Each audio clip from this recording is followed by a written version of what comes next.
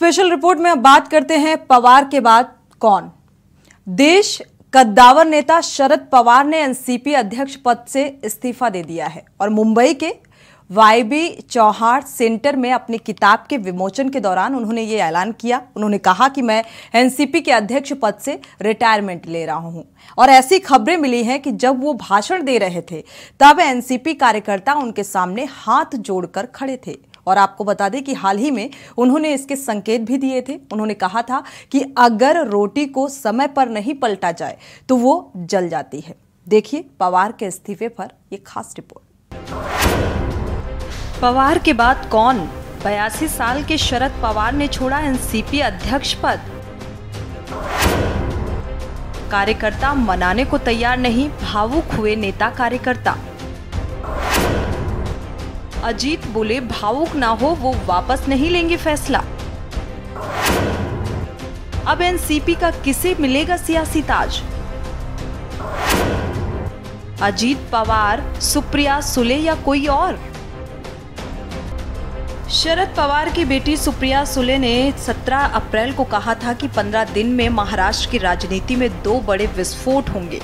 बयान के ठीक 16वें दिन यानी 2 मई को 12:45 पर 82 साल के शरद पवार ने राष्ट्रवादी कांग्रेस पार्टी एनसीपी का अध्यक्ष पद छोड़ने का ऐलान कर दिया। पवार ने कहा है कि वो इस्तीफा देने जा रहे हैं। उन्होंने इसकी वजह नहीं बताई है। 4 दिन पहले गुरुवार को शरद पवार ने कहा था कि रोटी पलटने का वक्त आ गया है। किसी ने मुझसे कहा कि रोटी सही समय पर पलटनी है, ना पलटे तो कड़वी हो जाती है। इस बयान पर अजीत पवार ने कहा कि नए चेहरों को आगे लाना एनसीपी की परंपरा रही है। एनसीपी महाराष्ट्र के महाविकास अखाड़ी गठबंधन में सहयोगी है। पवार ने 1999 में कांग्रेस से अलग होकर एनसीपी बनाई थी और इसके बाद से ही वो पार्टी के अध्यक्ष थे। पवार के ऐलान के बाद पार्टी कार्यकर्ता रोने लगे और उनसे फैसले वापस लेने की मांग करने लगे।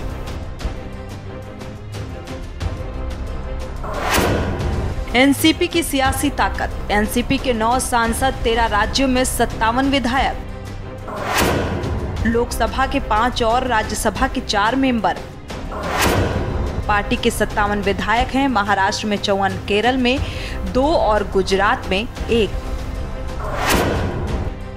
देश भर में पार्टी के 20 लाख कार्यकर्ता हैं। राष्ट्रवादी कांग्रेस पार्टी एनसीपी अध्यक्ष शरद पवार ने ये कहकर सबको चौंका दिया कि उन्होंने पार्टी अध्यक्ष पद छोड़ने का फैसला कर लिया है। आपको बता दें कि पवार ने मुंबई में यशवंतराव चौहान प्रतिष्ठान में अपनी आत्मकथा के संशोधित संस्करण का विमोचन कर रहे थे।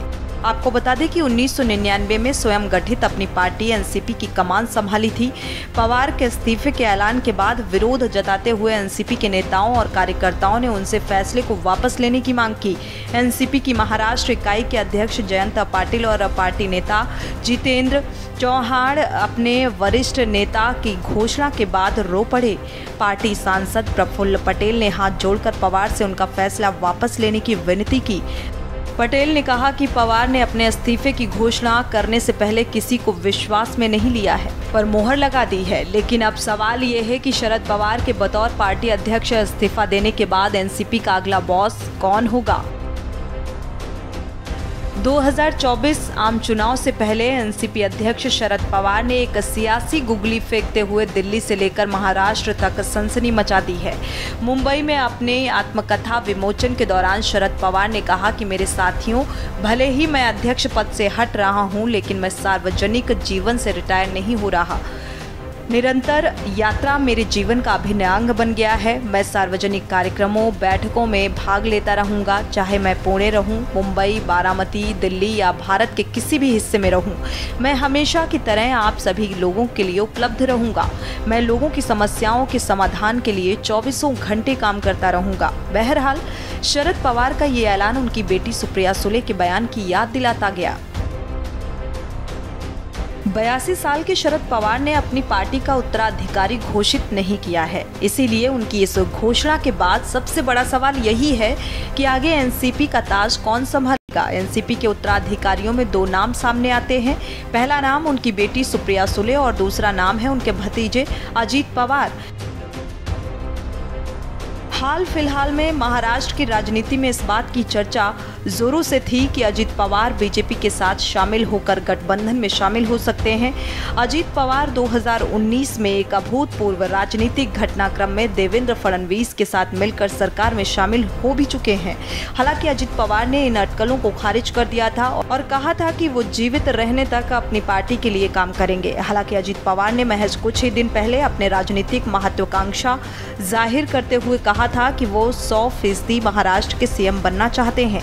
अजित पवार के इस बयान को पार्टी आलाकमान को संदेश पार्टी के लिए काम करेंगे। हालांकि अजित पवार ने महज कुछ ही दिन पहले अपने राजनीतिक महत्वाकांक्षा जाहिर करते हुए कहा था कि वो 100% महाराष्ट्र के सीएम बनना चाहते हैं। अजित पवार के इस बयान को पार्टी आलाकमान को संदेश समझा गया।